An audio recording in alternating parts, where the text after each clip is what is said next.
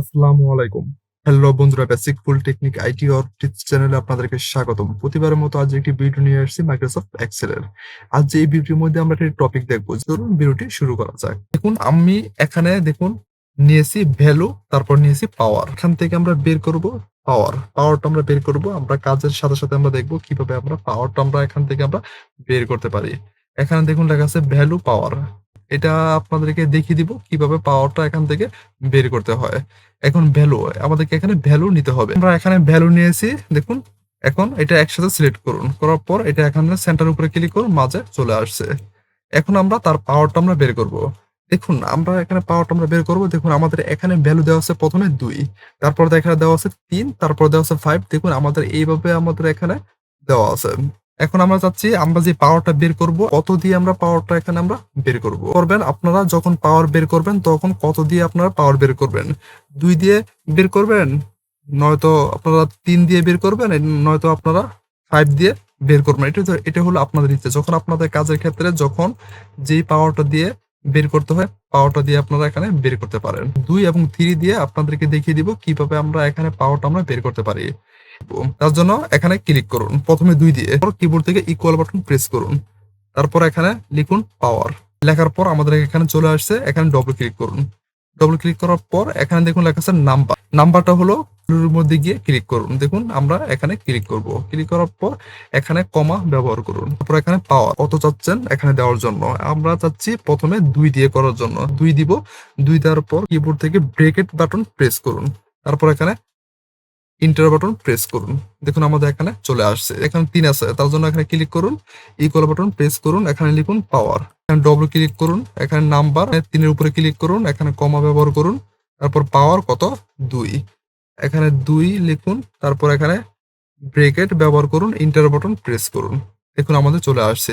তারপর এখানে 5 দিয়েছি। 5টা হলো আমাদের পাওয়ারটা হলো 2, তাহলে 2টা 5 থাকবে। তাহলে 2টা 5 আমরা একত্রে গুণ করলে 5 দিয়ে 5 গুণ করলে আমাদের এখানে 25 চলে আসবে। তারপর এখানে দেখুন লেখা আছে 6, পাওয়ার 2 দিয়ে আমরা করব, তার জন্য 2টা 6 থাকবে।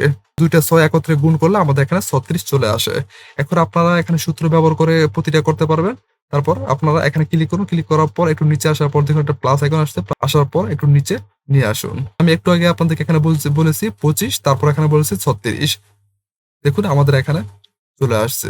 এটা হলো আমরা 2 দিয়ে আমরা দেখেছি পাওয়ারটা আমরা কিভাবে আমরা এখানে নিয়ে আসতে পারি। আপনাদেরকে আমি এখানে 3 দিয়ে এখন দেখাবো। তার জন্য এখানে ক্লিক করুন, এখানে বর্ডারস এর উপরে ক্লিক করুন, অল বর্ডারস এর উপরে ক্লিক করুন। দেখুন আমাদের বর্ডারস তৈরি হয়ে গেছে। এখন এখানে ক্লিক করুন, ইকুয়াল বাটন প্রেস করুন, এখানে লিখুন পাওয়ার। দেখুন পাওয়ার লেখার পর এখানে ডবল ক্লিক করুন, তারপর এখানে নাম্বারটা হলো 2, হলো পাওয়ার। এখানে কমা ব্যবহার করুন, তারপর হলো পাওয়ার। পাওয়ার এখন আপনারা কত চাচ্ছে? এখন আমরা চাচ্ছি 3, তার জন্য এখানে 3 ক্লিক করুন, তারপর এখানে ব্রেকেট ব্যবহার করুন। এখন কিবোর্ড থেকে ইন্টার বাটন প্রেস করুন। দেখুন আমাদের এখানে চলে আসছে।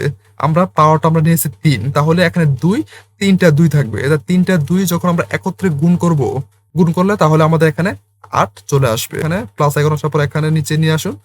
নিয়ে আসার পর দেখুন আমাদের এখানে চলে আসছে। আমরা পাওয়ার 2 দিয়ে আমরা করেছি, তারপরে হলো আমরা পাওয়ার 3 দিয়ে করেছি। এখন আমরা যখন আমরা ক্যালকুলেটরের মধ্যে আমরা যাব, ক্যালকুলেটরের মধ্যে যাওয়ার পর এখানে আমরা প্রথমে আমরা কি করেছি? আমরা পাওয়ার নিয়েছি 2, তারপর আমরা পাওয়ার নিয়েছি 3। আমাদের যে পাওয়ার আমরা 2 নিয়েছি, এখন এখানে ভ্যালু 2। এখন আমরা ভ্যালু 2 আমরা এখানে উঠাবো। দেখুন আমরা 2 এখানে উঠিয়েছি। পাওয়ার নিয়েছি আমরা কত? 2। তার জন্য আমাদের এখানে যে 2 আমরা পাওয়ার নিয়েছি, আবার 2 নিলাম। দেখুন আমাদের এখানে 4 চলে আসছে। এটা আমরা ক্যালকুলেটর হিসাব করলেও নিলে এখানে আমাদের 4 চলে আসবে। দেখুন যেহেতু আমরা পাওয়ার নিয়েছি 2, তার জন্য 2টা 3 থাকবে। তাহলে আমরা 2টা 3, এখানে একটা 3 ক্লিক করলাম, তারপর এখানে গুণ ক্লিক করুন, তারপর আবার 3 ক্লিক করুন।